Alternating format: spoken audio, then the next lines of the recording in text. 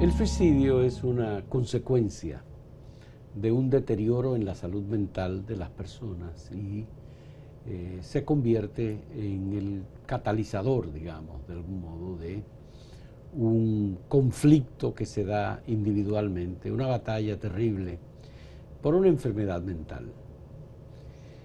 No se le considera como un serio problema por parte de la sociedad, pero los profesionales de la salud mental entienden que es una epidemia y que el mundo pareciera casi una guerra invisible que mata a miles, cientos de miles de personas de diferentes clases sociales, no tiene que ver, pero los sectores de clase media y alta son de los que resultan más afectados, y en el género los hombres son más propensos al suicidio que las mujeres.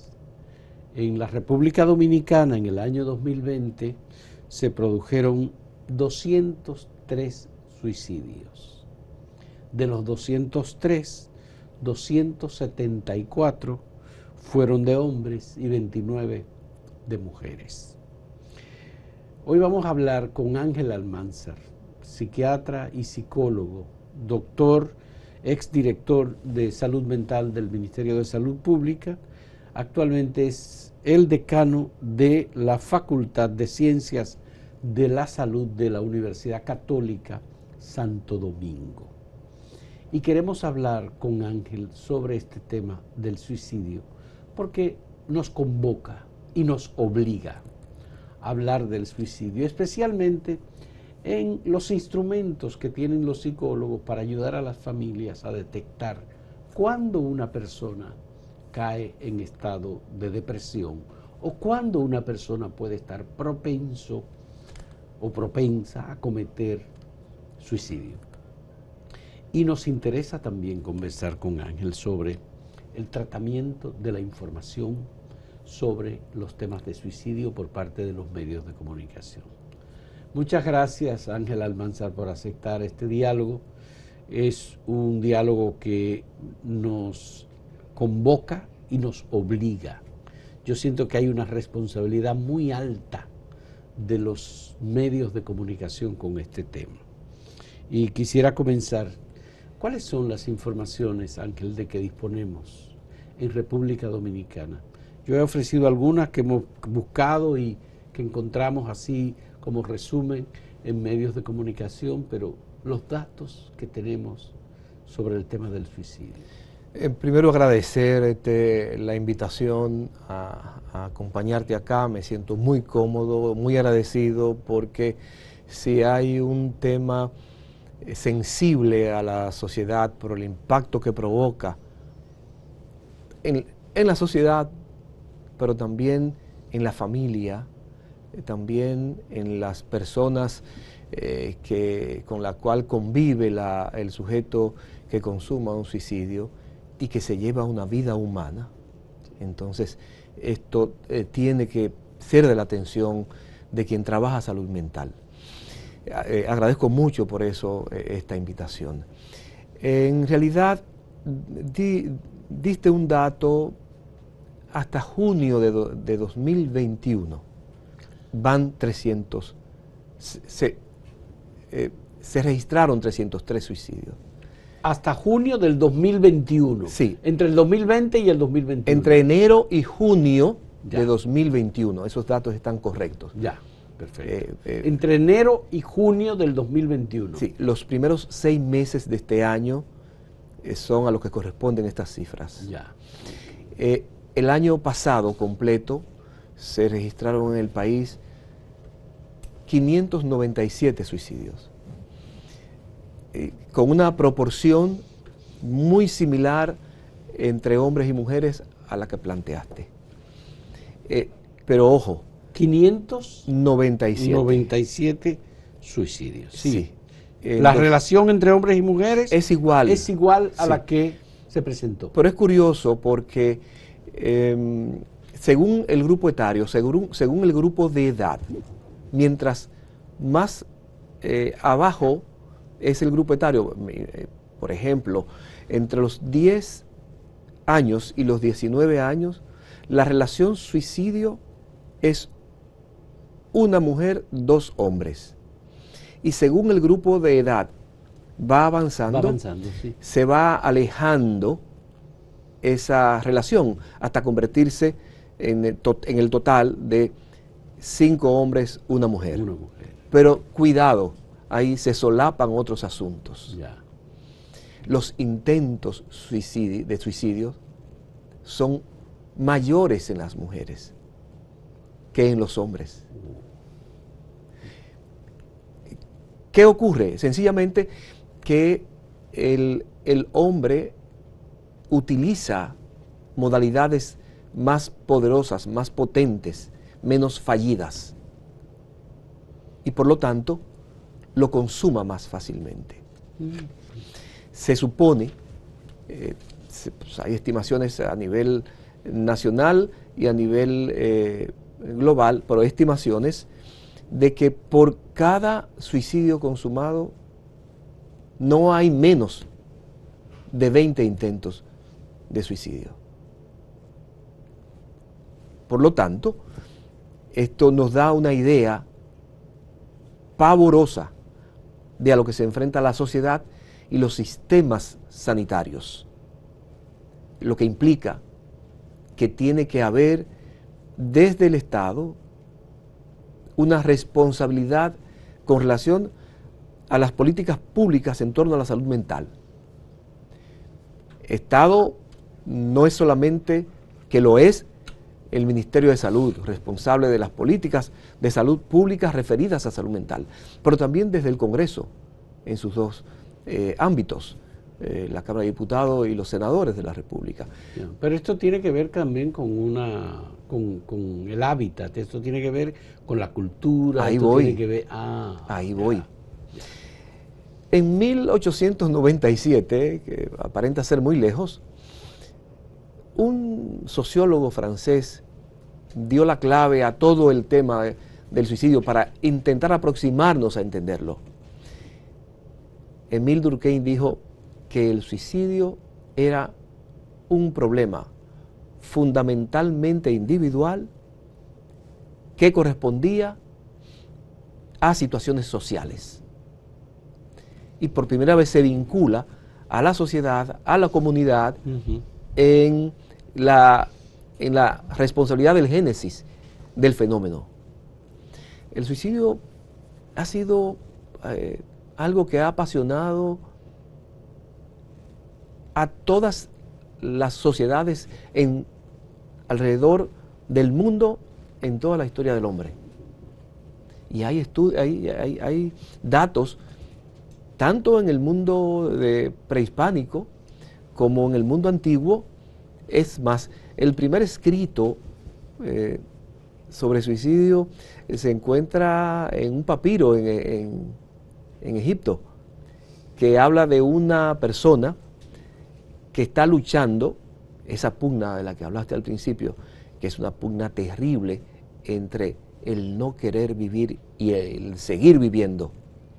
La naturaleza es seguir viviendo. Sí. Es decir, el espíritu humano es sobrevivir en las circunstancias que sea. De hecho, se tiene así determinado que... Pero cuando alguien revierte eso y lo coloca contra sí mismo para interrumpir la vida, es una situación verdaderamente insólita y dramática. Así es. Uno de los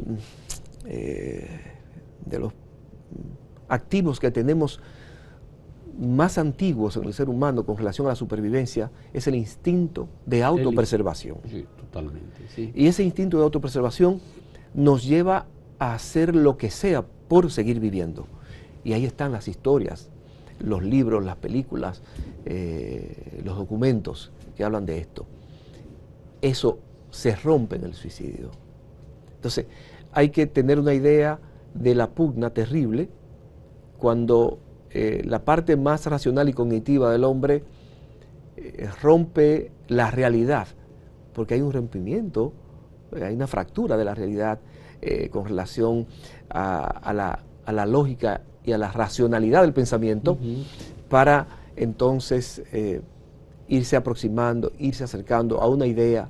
Esa idea, si continúa la persona en el problema, en su burbuja, hasta hacer esa idea de un pensamiento que se va cristalizando en una modalidad, y esa modalidad llevarla hasta Ángel, tú al mencionaste final. a Emilio Durkheim, que uno lo estudia en sociología, con muchos de los planteamientos sobre la relación individuo y sociedad, iglesia y sociedad e individuo, como un teórico marxista que de algún modo se le tiene como alguien que desarrolló una vertiente distinta del marxismo. Pero a mí me inquieta lo siguiente: en las sociedades donde más suicidio hay son las sociedades más desarrolladas. Es decir, el suicidio no está vinculado con la pobreza, ni con la marginalidad. Pero no deja de estarlo. El suicidio es un tema delicado, es complicado y es difícil de entender. Los datos que da la Organización Mundial de la Salud dicen que el suicidio impacta más en los países de renta media. Pero sin embargo, cuando vemos países como Bélgica o como Japón, en Japón el problema es la cultura, es verdad. Sí. Ese sentido del deber y ese sentido de la vergüenza en Japón es un problema muy serio con relación al suicidio. Los hace un país muy organizado, pero ahí entonces flaquean. Pero en países desarrollados, en donde el tema social está muy limitado porque se fragmenta la comunidad, se vive en cierto aislamiento y esas redes sociales comunitarias no funcionan tan bien, aunque tengan un excelente servicio sanitario, flaquea por ahí. Entonces, hay que ver con pinza particular cuáles son las características de cada país para entender este problema complejísimo. Tú hablabas a raíz de mi planteamiento sobre Durkheim, de Durkheim, pero yo te puedo señalar dos teóricos famosísimos. Camus dijo... Albert Camus. Sí, dijo, el único problema filosófico serio es el suicidio. Contundentemente lo dijo. Contundentemente. Y hay que ver qué mente brillante era esa. Sí. Hablando de marxista, pues el mismo Marx vivió el suicidio en su familia. Y de hecho, Marx escribió un manifiesto, un libro pequeño sobre el suicidio. Sobre el suicidio. Sí. Sí. Y está en español ese manifiesto. Ya, qué bueno. Hay obviamente muchas reflexiones sobre esta cuestión del suicidio, pero acabo de ver una información de un joven japonés, y tú mencionaste Japón, de 22 años, que entró a una de las líneas del metro de Japón, de Tokio, más transitadas, vestido de guasón. Apuñaló a 17 personas y buscaba matar a alguien para que lo condenaran a muerte. Hay una persona que está en estado de gravedad y si eso ocurriese, entonces lo podrían condenar a muerte, que es su objetivo. ¿Es eso suicidio o es otra variante? ¿Cuál es el problema de analizar el comportamiento humano? A mi entender, la aproximación que debe tener el responsable de tratar la salud mental de una persona, de un grupo de personas, es entender a ese sujeto, intentar comprender a ese sujeto en su comportamiento, pero en base a su historial, a sus antecedentes, a una entrevista, a una historia que llamamos historia clínica. Yo no me atrevo nunca a emitir juicios si previamente yo no tengo toda esa sustancia, todos esos elementos? Porque yo estaría conjeturando y no, por muy bizarro que haya sido el suceso, por muy lamentable que haya sido el suceso, por muy dramático que haya sido el suceso, yo no me atrevo a... Bueno, yo recuerdo haber trabajado en la revista Rumbo y haber hecho una investigación titulada Políticos en el Diván. Y fue un análisis psicológico o psiquiátrico de la conducta a partir del tipo de letra, a partir de sus declaraciones de los políticos dominicanos. Se publicó con la queja de los psiquiatras en el sentido de que no es posible nunca hacer un análisis partiendo de esos elementos sin que haya la posibilidad de la presencia física, frontal del psiquiatra con el individuo. Pero fue un trabajo periodístico y eso se publicó, está publicado en la revista Rumbo hace ya... Yo lo leí. Algunos años. Yo lo leí. Me pareció interesante, pero igual si a mí me hubieran pedido mi opinión en ese momento, sí, yo hubiera dicho lo mismo. Bueno, yo no me atrevería. A ver, el periodista sí puede. Yeah. El que trabaja salud mental no debe. No debe. Hay un asunto ético, hay un asunto de ese compromiso con el bien hacer, con el buen hacer, que nos corresponde, porque lo que diga un terapeuta, lo que diga un psicólogo, lo que diga un psiquiatra, hasta el juez, con ese juicio del psicólogo, del psiquiatra, sí, el juez dice si tiene imputabilidad legal o no al sujeto. Pero óyeme lo que estábamos poniendo para los que no tuvieron la oportunidad de ver ese trabajo. Era sentando en el diván, en el sillón del psiquiatra, a Joaquín Balaguer, a Juan Bosch, a José Francisco Peña Gómez y a Jacobo Masluta. Era eso, creo que Jacinto Peinado también en ese momento.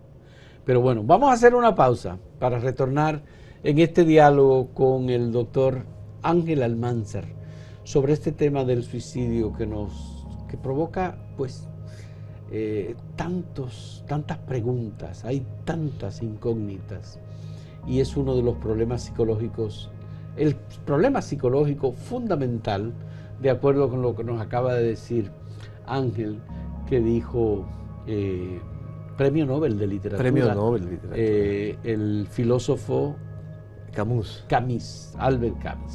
En un momento retornamos.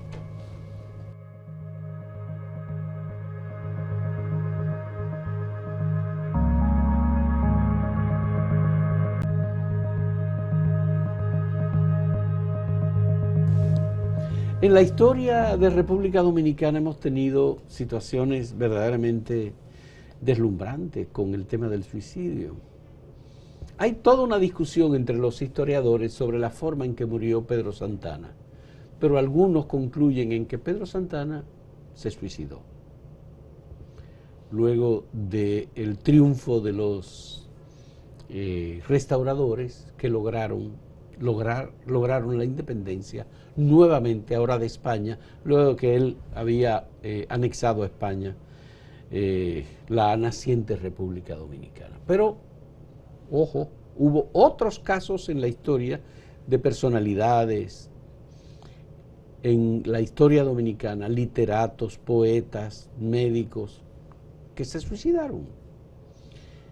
Emblemático, un presidente de la República, pocas veces. Dicen que Salvador Allende se suicidó y hay toda una investigación sobre ese tema, pero Antonio Guzmán sí se suicidó y no hay que investigarlo porque ese fue un suicidio que se produjo en 1982, 4 de julio de 1981, perdón, 4 de julio. Y hemos tenido otras personalidades que han optado igualmente por el suicidio. ¿La historia tiene algún efecto sobre los sujetos en el país o es el problema, la circunstancia, el conflicto? la identidad.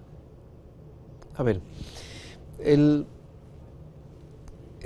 sí, conocemos. De hecho, hablando de don Antonio Guzmán, en Acento está escrito un artículo nuestro en donde yo planteo, porque en sentido general es así, que el suicidio se puede prevenir. Ciertamente hay un suicidio que no es premeditado, que es impulsivo, extremadamente impulsivo, pero que si se rastrea a ese joven que se lanzó al vacío porque la novia le dijo, ya no te quiero, se piensa impulsividad, pero hay que buscar en la historia de esos dos sujetos si ya venía esa suerte de malestar en la relación, que ya el joven venía incubando la idea, bueno, si esta hace esto, yo hago lo otro. Pero sí se habla de impulsividad, de que hay un elemento de impulsividad que empuja en un momento determinado y se produce ese rompimiento y se efectúa el acto. Ahora, aquí tanto aquí como en el resto del mundo, tanto en nuestro país como en el resto del mundo, ha habido gente pobre que se suicida, que se ha suicidado, gente de la clase media que se ha suicidado, personas de muy alto rango social, político, económico, que se ha suicidado. Intelectual. Sí, y artistas. Sabemos que hay un elemento que es muy preservador a la hora de protegernos, que es la espiritualidad. La persona que está próxima a una fe religiosa cuida más, aunque sufra, cuida más el no cometer un acto suicida. Ese es un elemento muy protector. Ahora, en sentido general, las personas ven el sufrimiento como un problema personal que se puede ir agravando y confunden el sufrimiento con el dolor. Yeah. Y son diferentes. El sufrimiento es inevitable. El dolor ya depende del análisis que cada uno de nosotros hagamos. Siempre va a haber problemas, pero siempre también podemos provocar soluciones. Ahora, lo que está siempre presente es la altísima capacidad que tiene el ser humano para intentar ser feliz.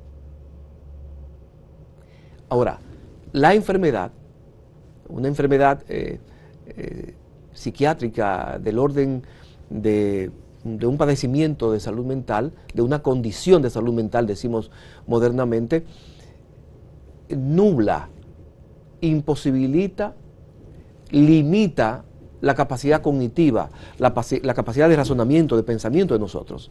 Si nuestro pensamiento empieza a dejar de ser racional y de ser lógico, se van creando condiciones mentales que nos llevan a malas respuestas. La base de la respuesta del ser humano es el pensamiento.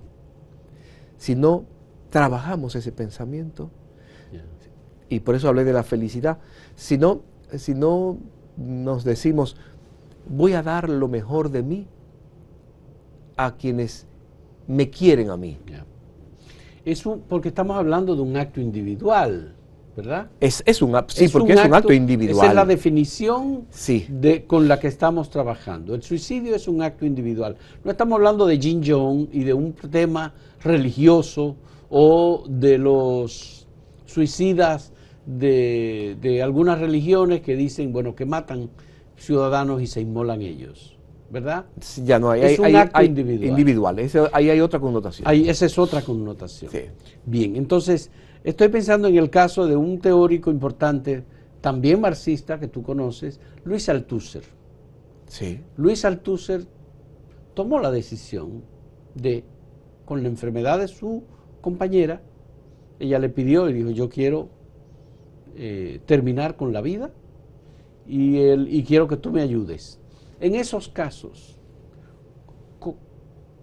¿qué opera en una mentalidad tan brillante como la de un intelectual como Luis Althusser, por ejemplo, que termina con la vida de su mujer con una almohada y él se suicida?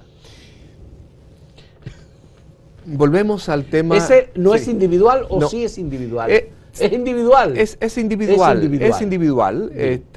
pero hubo otro famosísimo escritor, uno de los autores de biografías más hermosos de biografías más hermosas, que se suicidó en Brasil. Pasó por aquí antes, dio una conferencia en el Ateneo, venía de Europa, él era un europeísta, pero ya era de ascendencia judía y veía venir el nazismo y salió huyendo, fue a Estados Unidos, caló aquí por unos días y luego se fue a Brasil y allá se suicidó con su mujer también. El libre albedrío del hombre le permite esa libertad, entre comillas. Todos los más importantes filósofos del mundo han discutido con relación a ese tema. Pero ¿qué ocurre? Todo filósofo que viene desde la orientación judeocristiana limita el suicidio y está en contra del suicidio. Sí. Porque no hay nada más definitivo que la interrupción de la vida. Sí, claro, los que creen que hay un Dios y que hay una vida después de la muerte, bueno, pues van felices. Puede ser, ¿no?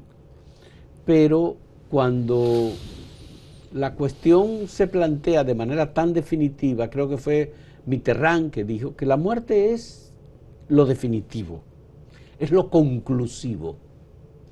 Que tu vida, ponerle fin o que se termina, es cuando definitivamente se interrumpe tu historia. Sí. Porque tú eres tu historia también. Sí, sí. Entonces, el suicidio, al ser tan personal, tan particular, tú lo planteaste de manera brillante hace un rato sin darte cuenta, deja un reguero de preguntas en donde no tenemos siempre todas las respuestas.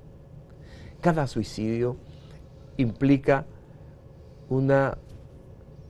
hasta una autoafirmación del yo.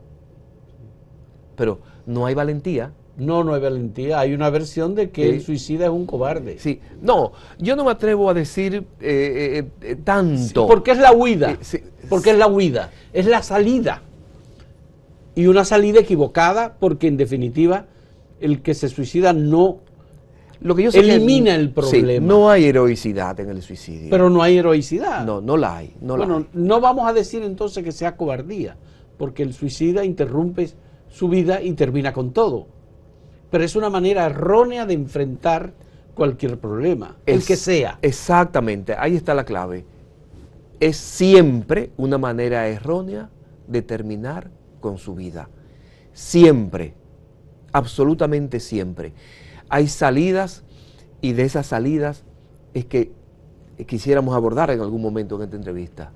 No, es que mi interés, y lo planteé desde el principio, es que hay muchas exageraciones. Y yo he hablado con psicólogos, con psiquiatras, me ha interesado siempre este tema y sobre todo la responsabilidad que tienen y que tenemos los periodistas y los medios de comunicación.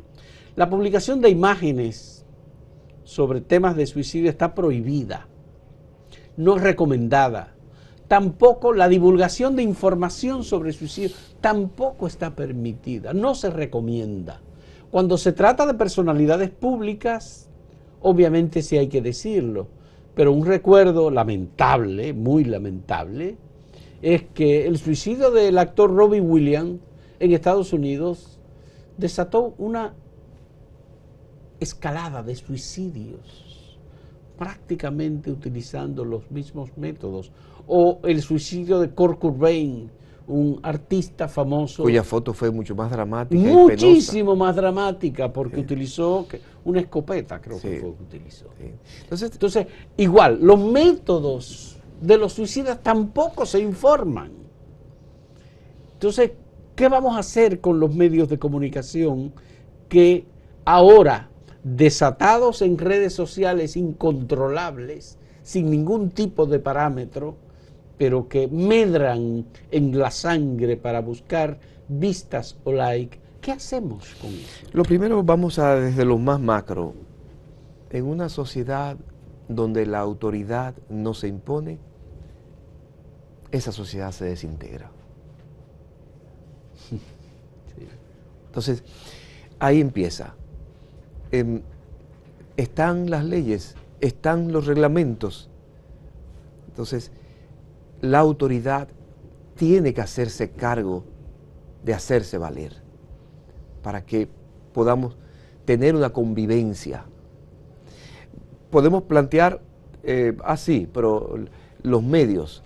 Bueno, a mí me encantó cuando tú me abordaste ayer y me dijiste cuál era el espíritu de esta entrevista. Y dije, eso es ser un agente en un medio serio. El medio que no entienda, número uno, que no se debe colocar en el tema de la noticia la palabra suicidio, bueno, o es ignorante o quiere aparentar ser ignorante. Porque esto se ha dicho demasiadas veces.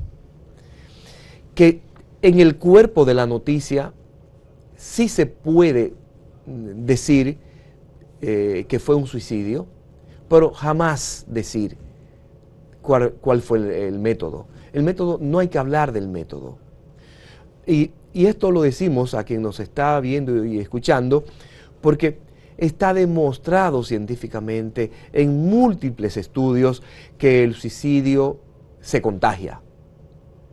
Hay un contagio social, lo acabas de decir con el tema de Robin Williams, y eso no es tema de discusión ya. No es tema de discusión. Y eso los medios lo saben. Hasta que las autoridades, cuales que sean, en el nivel que sean, no asuman la responsabilidad de llevar a las penas que están establecidas a los autores de la fotografía, sea por cualquier tipo de redes, o sea en medio oficial, o sea, medio ya autorizado, digital.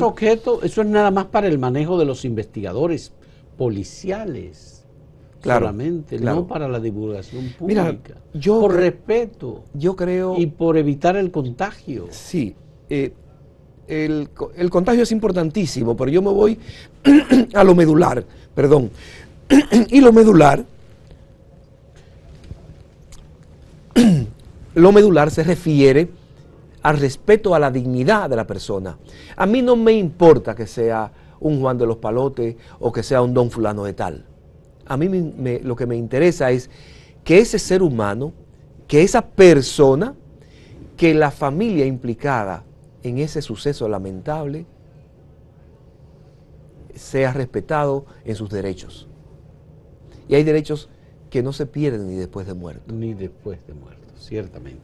Vamos a hacer una pausa en este diálogo con Ángel Almanzar, decano de la Facultad de Ciencias de la Salud de la Universidad Católica Santo Domingo.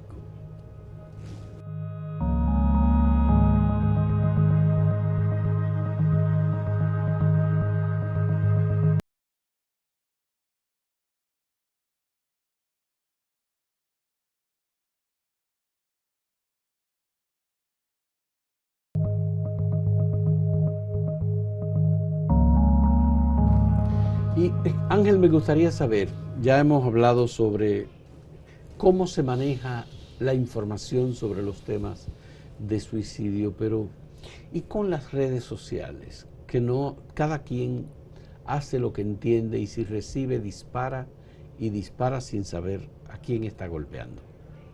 ¿Cómo hacemos con estos casos? ¿Qué tú crees que pasaría si se dice ahora que a cada persona que maneja una red social, que tiene la capacidad y la posibilidad de enviar un mensaje ahora mismo, se le va a dar 1,000 pesos si envía una foto de nosotros dos aquí en este set? A que le llega a todo el mundo. Sí, le llega, sí. Bueno, es lo mismo. Es lo mismo. Es lo mismo. Si la autoridad competente señala que va a haber una pena a la persona que violente esto, debería llegar la información a todo el mundo. Sí. Tú sabes que es posible determinar el origen. Claro que sí. Hay programas que son muy ágiles en la determinación, es muy fácil hacerlo. Ya las autoridades lo saben. Ya.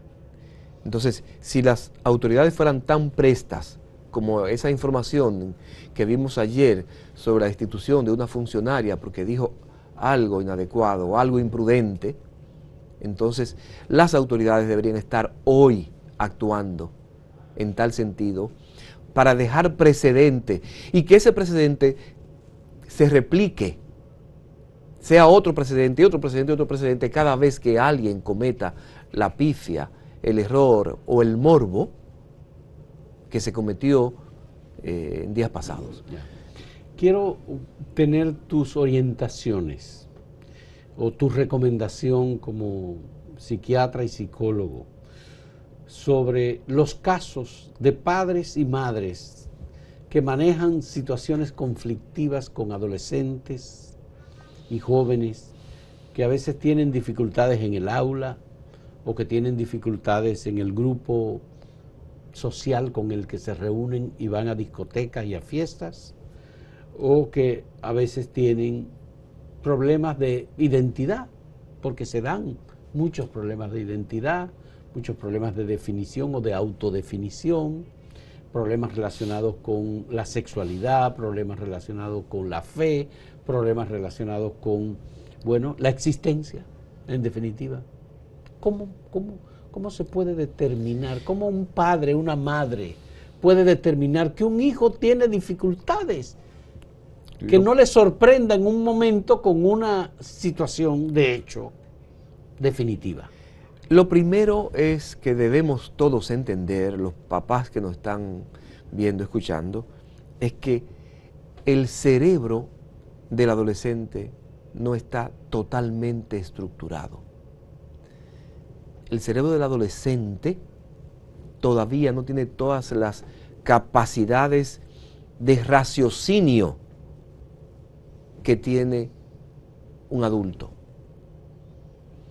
De hecho, en psicología, en psicoterapia, hay terapias que hay que llevarla a un cierto nivel y mantenerla solo a un cierto nivel, porque ya sabemos desde las neurociencias que ese cerebro no está completamente maduro. El cerebro de ese adolescente, adulto joven. Por eso, aunque es difusa, esa edad de 21, 25 años es donde se consigue la madurez cerebral completa. Sí. Pero eso es una información, sí, digamos, que los padres y las madres la tienen. Pero ahora voy Estos muchachos están en desarrollo. Ajá. La tienen, pero sí, pero la olvidan. Sí. Y entonces le están pidiendo unas responsabilidades y unos razonamientos que el chico no tiene capacidad. El chico, la chica. O la chica no tiene capacidad para analizar con la igual intensidad y profundidad que lo hacen los mayores, los papás. Entonces, sí, hay grupos vulnerables. Siempre la adolescencia es un grupo vulnerable. Y ojo, hay que señalarlo. Los suicidios están en aumento de unos años para acá en esa población específica. Y lo vemos cuando vemos la tabla de suicidios por año de los últimos 10 años, vemos cómo va aumentando gradualmente, año por año, la cantidad de suicidios comprendida entre los 10 y los 19 años. Va aumentando. ¿Es el grupo de mayor? Es un grupo de alto riesgo porque va en aumento, ¿verdad? Y en donde se tienen menos elementos para trabajar desde el punto de vista de la salud mental, porque no son los que van a un psicólogo, no son los que van a un psiquiatra, ni los que quieren ir a un psicólogo o a un psiquiatra. Y en donde los papás entienden que lo que le está ocurriendo a su hijo o su hija es un asunto de rebeldía. Y en rebeldía es un saco, es una mochila donde se meten todos los problemas existenciales de esa persona, de ese sujeto, todos los problemas vivenciales, todos los problemas de identidad, todos los problemas de espiritualidad, o de ¿qué hago yo en la vida? Digamos que una versión o una interpretación errónea sobre la rebeldía. Sí, sí. Entonces, ese acompañamiento, esa comprensión, ese acompañamiento para el crecimiento, ese acompañamiento y esa comunicación, porque, ojo, en todo suicidio hay comunicación. Hay una incomunicación, hay un silencio. El silencio acompaña al suicida. Y si no se rompe ese silencio, estamos camino a la desgracia. Ya. ¿Y cómo se maneja esa situación? Por ejemplo, un joven que se encierra en su habitación y dura un mes encerrado. Dice, yo no quiero hablar con nadie, yo no quiero ver a nadie, déjenme tranquilo, estoy solo y no quiero ningún contacto. ¿Cómo se maneja eso? Tenemos la ventaja de que cada vez más hay ahora psicólogos y psiquiatras que manejan a niños y adolescentes, ya, y que saben orientar certeramente sobre lo que hay que hacer, ya, en este caso. Pero el terapeuta no llega a la casa. Ya. Es desde la casa que tienen que llegar al servicio. Sí. Ahora, hay elementos que sí, y podemos dar algunos flashes que puede hacer papá y mamá. Es que si ese hijo, si esa hija no sale de la habitación, hay problemas. Y tiene que entender papá y mamá que hay problemas serios y que hay que hacer poroso ese muro. Poroso ese muro, ¿con relación a qué? A penetrarlo. Que hay que penetrar ahí, aunque no seamos nosotros, papá y mamá, que estamos en conflicto, pero hay que intentar que los amigos previos, los amigos, las amigas que se conocen de mi hijo, de mi hija, le visiten, le llamen, le busquen, le saquen. Hay que intentar que un especialista en la materia lo vea, pero es la red social más íntima la que tiene que empezar a funcionar. Porque ¿en qué escalón está el terapeuta? ¿En qué escalón está la salud mental? Está un poquito elevado. En ese núcleo de la familia, en el hogar, es ese núcleo ampliado con los familiares de mi familia, los primos, las primas, los tíos, las tías, con quien hace mejor vínculo esa persona que está en esa habitación, sus amistades en el colegio o sus amistades en el trabajo, si está en el trabajo, sus amistades, la novia, el novio. Es ahí donde hay que crear esa red, esa malla que soporte la caída. Sí.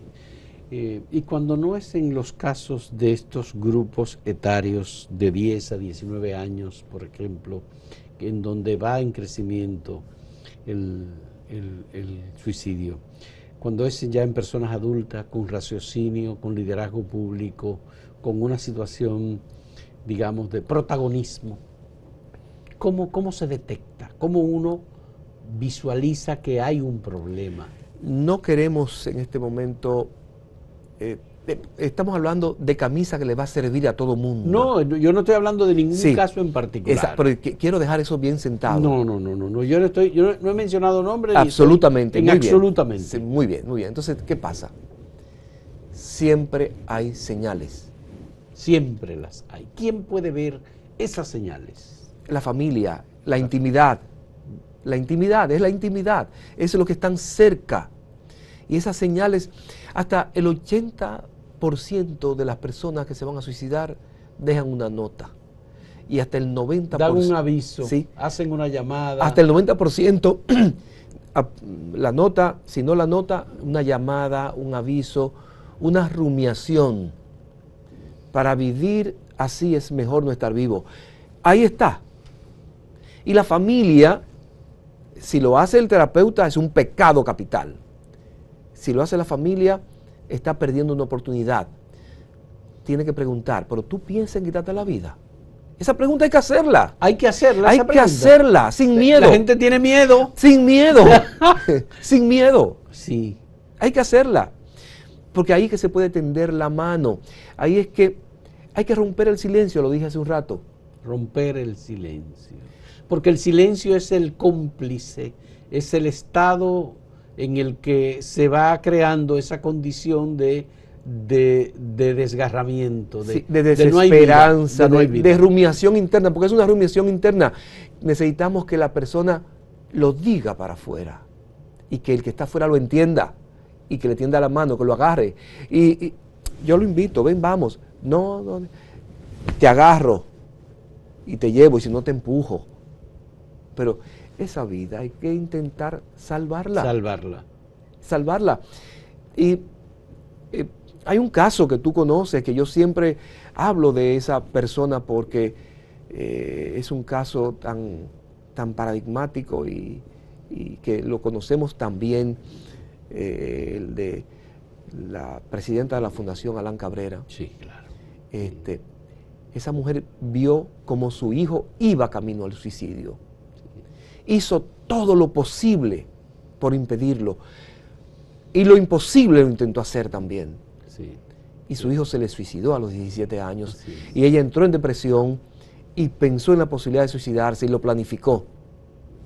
Y despertó de un pronto. Sí. Y dijo, no, déjame buscar. Ella misma, déjame buscar. No, yo la entrevisté a Betania. A Betania, sí, tuvimos una conversación. Pero hay otros, y quiero plantearte esto porque sé de casos en los que se desconoce totalmente la información sobre el suicidio. Es decir, suicidios que se producen y se quedan guardados. Nadie dice nada, pero no se reporta, incluso lo que se reporta a la autoridad es que ocurrió otra cosa. Es más difícil ahora que eso pase. Eso yo no te digo que ocurriera en este país años antes, pero después que tenemos a INASIF aquí, es casi imposible que, no digo que no pudiera pasar eventualmente, pero es muy difícil porque el peritaje científico del INASIF es más. Cuando era director de salud mental tenía relación íntima con INASIF, yo decía, denme los datos al corte de junio, hay 2 cortes al año. Me decían, es que no tenemos 30, 20, 10 casos, 5 casos en estudio. Yeah.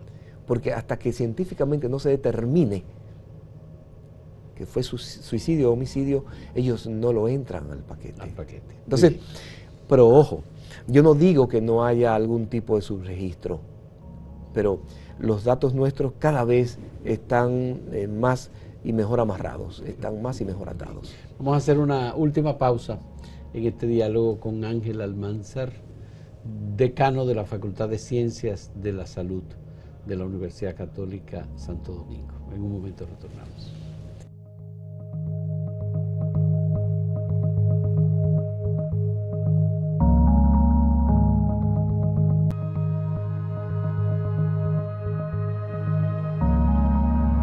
Tenemos que crear redes de apoyo para las personas en situación de depresión.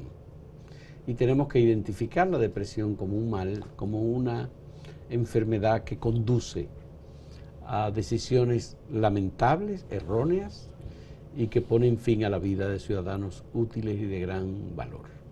En general, todo ser humano es útil y de gran valor. ¿Cómo digamos, podemos hacer aportes, Ángel, desde la sociedad y también desde los medios de comunicación para que crezcamos haciendo redes? ¿Cuáles son las redes que se podrían crear? 3 elementos rápidos. Número 1, desde la sociedad, luchar contra nuestro cerebro, que implícitamente tiene el estigma instaurado en la genética, en las neuronas nuestras, luchar contra el menosprecio, el desprecio a cualquier persona con una condición mental, sociedad. Número 2, la familia, comunicar, tender la mano. La depresión se lleva hasta el 85% de las personas que cometen suicidio. Entonces, las políticas públicas de salud tienen que aperturar servicios desde la base de las pirámides de los servicios de salud hasta arriba que puedan manejar esta situación. Unidades de atención primaria, hospitales de segundo nivel, centros de salud mental comunitarios, unidades de intervención en crisis en los hospitales grandes,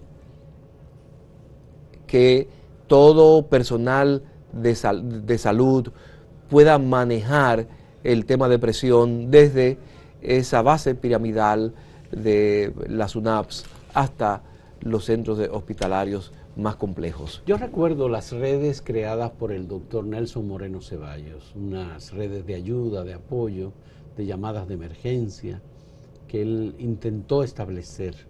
En salud mental del Ministerio de Salud Pública hay redes de apoyo. De hecho, desde marzo, cuando inició la pandemia, tan pronto como marzo, 26 de marzo, y se mantienen todavía, hay un grupo de psicólogos y psiquiatras gratuitos que atienden llamadas.